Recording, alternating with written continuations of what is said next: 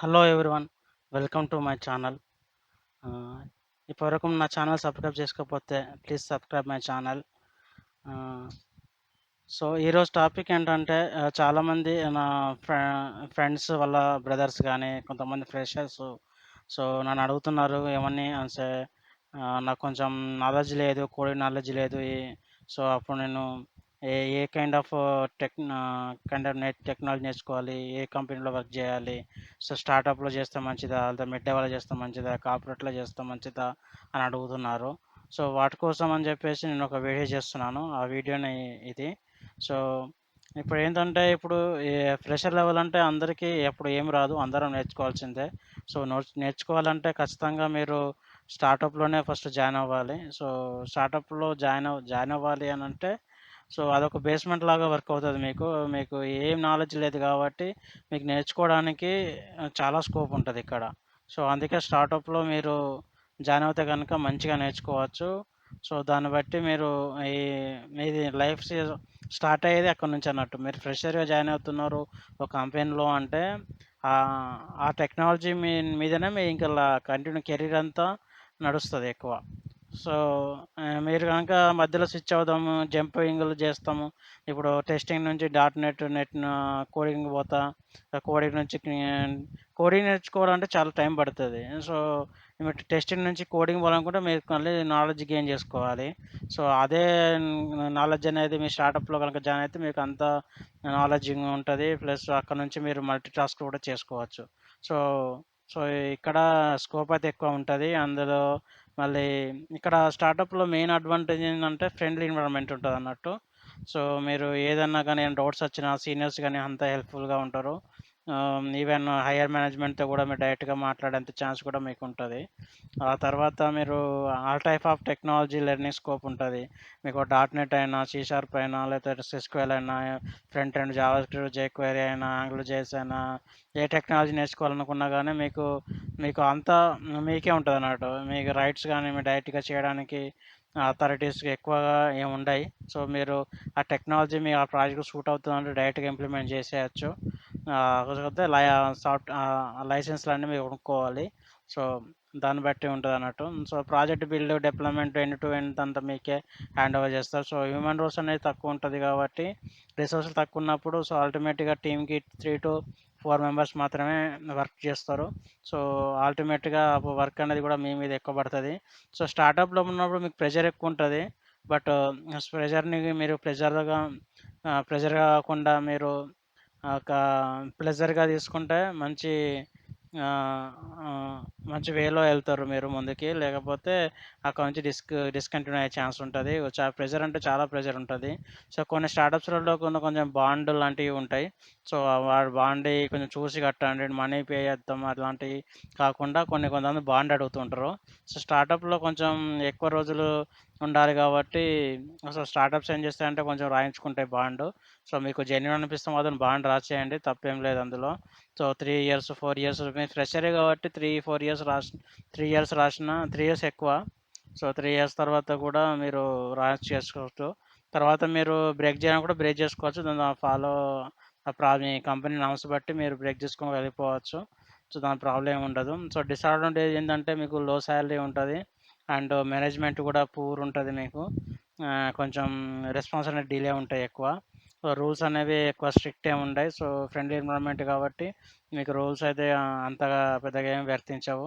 కొంచెం సాలరీ కూడా కొంచెం డిలే పడతాయి అన్నట్టు. కొంచెం ఫస్ట్ పడకుండా కొంచెం 10థ్, 9థ్ అట్లా పడుతుంటాయి అన్నట్టు. అది కూడా ఒకటి చూసుకోండి.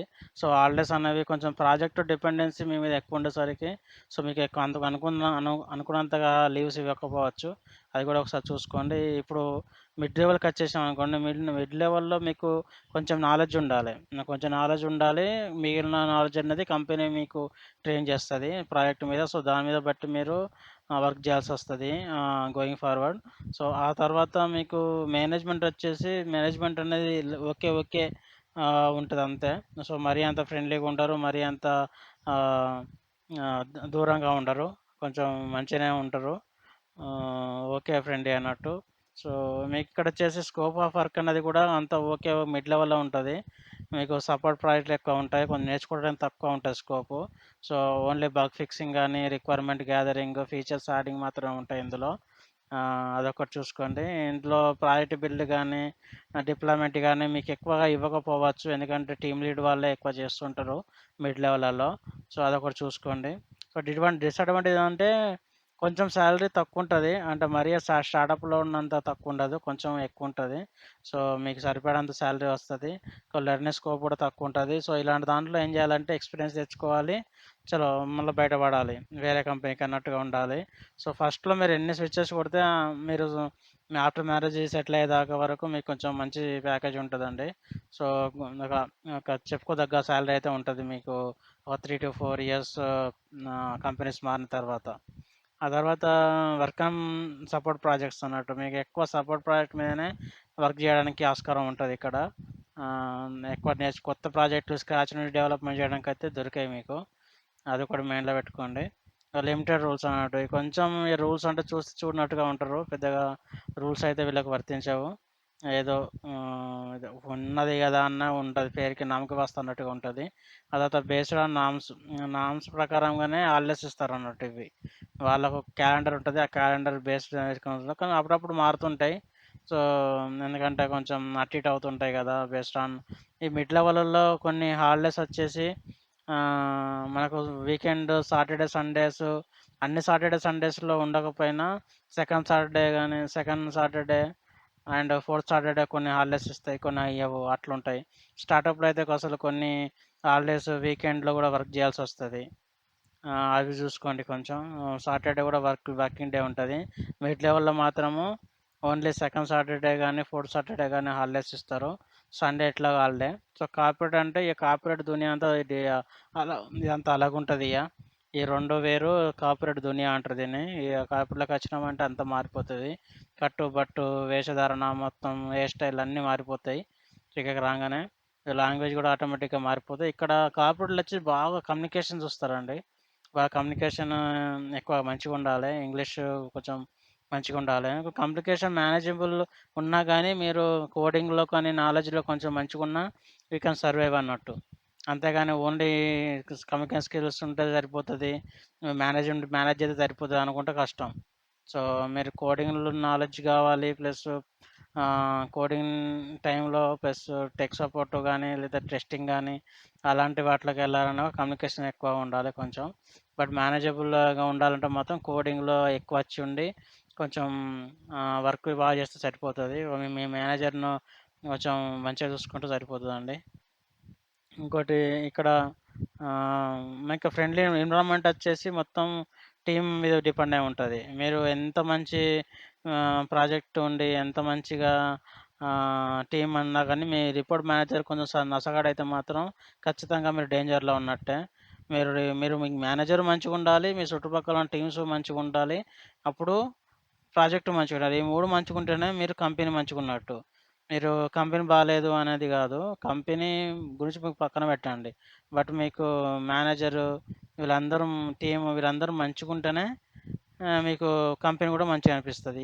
ఇది మూడిట్లల్లో ఏది మంచిగా లేకపోయినా మీరు ఆ టీమ్ నుంచి బయటపడదామని చూస్తుంటారు. అదొకటి. సో, ఈ కార్పొరేటర్‌లో మన మెయిన్ ప్రాసెస్ ఏంటంటే బెంచ్ ప్రాసెస్ ఉంటదిక్కడ. మన ఏంది కంపెనీ నుంచి ఫ్రెషర్‌గా ఈ కంపెనీ కాలొచ్చి డైరెక్ట్‌గా రిక్రూట్‌మెంట్ అయిపోయిన తర్వాత, మీ ఇండక్షన్ అయిపోయిన తర్వాత మళ్ళీ ఇంటర్వ్యూ ఉంటది. మళ్ళీ ఇంటర్వ్యూ క్రాక్ జేయాలి. మళ్ళీ ప్రాజెక్ట్ అసైన్‌మెంట్ ఉంటది. అప్పటినుంచి మీరు బిల్డింగ్‌లో ఉంటారు. మీరు బిల్డింగ్‌లో ఉంటేనే మీ జాబ్ సెక్యూరిటీలో ఉన్నట్టు. Otherwise you are in danger position అన్నట్టు. సో, నాన్ బిల్డింగ్‌లో ఎప్పుడున్నా గానీ మీకు మీ జాబ్ రిస్కే. ఒక నెల రోజులు చూస్తారు. నెల రోజులు చూసిన తర్వాత మీ హెచ్ఆర్ వాళ్ళు ఫోన్ జేసి మీరు రిజైన్ జేయమని జెప్పేస్తారు సీదా. సో, అట్లుంటదన్నట్టు బేసిక్ ప్రాసెస్. కార్పొరేట్‌లో ఎప్పుడు అప్‌డేట్‌గా ఉండాలి స్కిల్స్. స్కిల్స్ కూడా అప్‌డేట్ ఉంటేనే మీరు అప్‌డేట్ ఉన్నట్టు మార్కెట్‌లో. లేదంటే లేదు. సో, ఇక్కడ ప్రతీది గూడా ఒక ప్రాసెస్ ఫాలో అయితారు. సో, ఏది జేయాలన్నా, ఏ యాక్సెస్ గావాలన్నా ప్రతీదీ మెయిల్ పెట్టాలి. ప్రతీదీ అడగాల్సిందే. సో, మీ ఇష్టం ఉన్నట్టుగా కోడ్ రాస్తాము అన్నట్టు నడవదు. కోడ్ రివ్యూస్ ఉంటాయి. అన్నీ ఉంటాయి. సో, కార్పొరేట్‌లో అలా ఉంటది. సో, డిసడ్వాంటేజ్ ఏందంటే salary is good. Learning salary is good అని ఎందుకు చెప్తున్నా అంటే ఇక్కడ ఎ ఎ ఎంత మంచిగా సాలరీ ఉంటే అంత పెద్ద డేంజర్‌లో ఉన్నట్టు. మీకు పెద్ద సాలరీ ఉండి, మీ ఎక్స్‌పీరియన్స్ చిన్నగుంటే ముందుగా మీరు థ్రెట్‌లో ఉన్నట్టే. సో, మీకు ఎక్స్‌పీరియన్స్ తగ్గట్టుగా మీ సాలరీ ఉండాలి. సో, అది గూడా చూసుకోండి. టెక్నాలజీ స్కిల్స్ ఎప్పుడప్పుడు అప్‌డేట్